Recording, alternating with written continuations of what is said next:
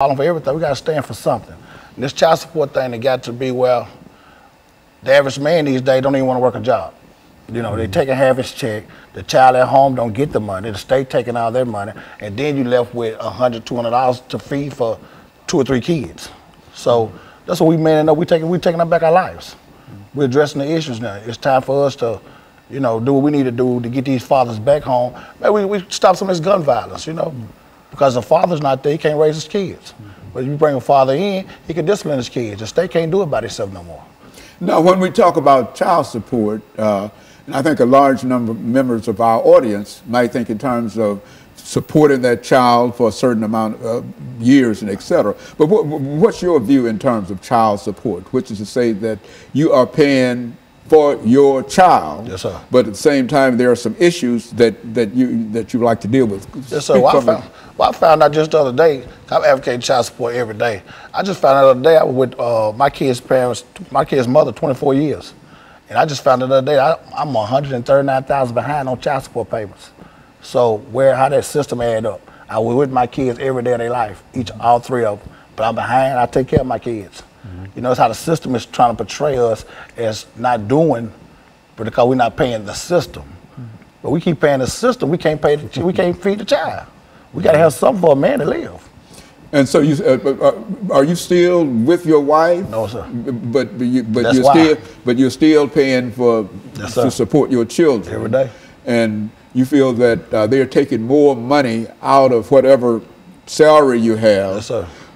And some of that money does not go to the child. None of the money go back. But the money, for the most part, goes to the state. Yes, sir.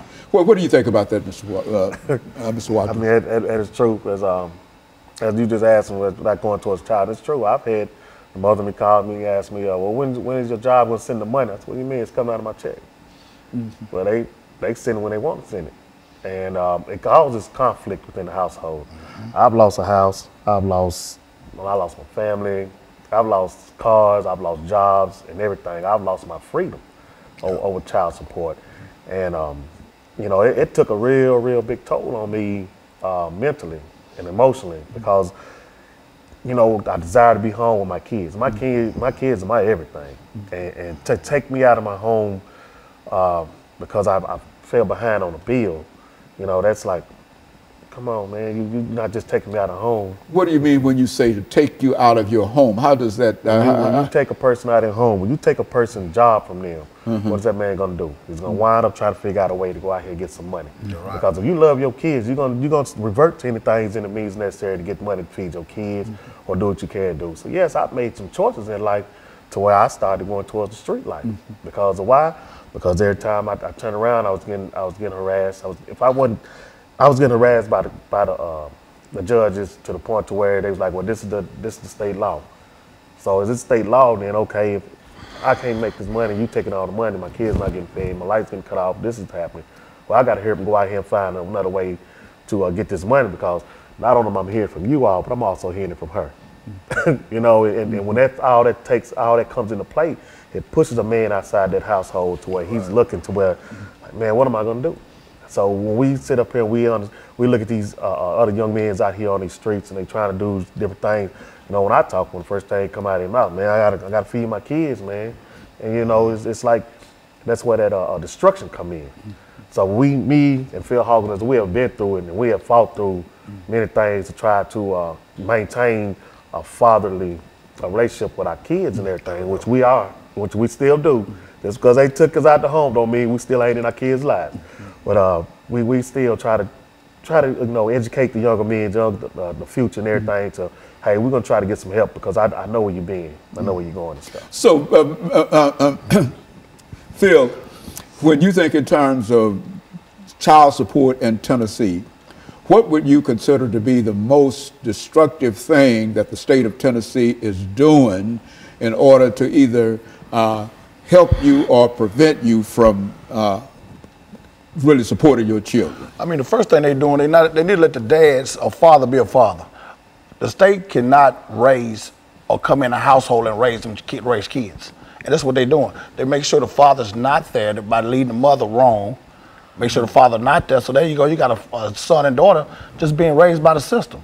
And we already know that's going to lead to a broken cycle. So we out here now trying to bring that cycle to fix the broken cycle. You know, to get this right, bring the fathers back in the home, take care of the kids, take care of their families.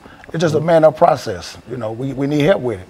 And so if the state is paying that household child support, the father cannot be in the household. Is that what we're saying? That's right. And so which means that I think, as you were indicating, Mr. Watkins, that sort of pushes you out into the street. Yeah, you see, in order for her to receive. A man is going to try to figure out some way to not only that you push that man outside that household, but he also got to go find a house to where he got to stay now. Right. So that's another bill. That's another situation where he got to, like, okay, he got to go and try to wind up in a shelter. You're going to wind up in a hotel. You're going to wind up in a friend's house. You bouncing around in different places, trying to live and trying to provide and stuff. It takes away your self-esteem.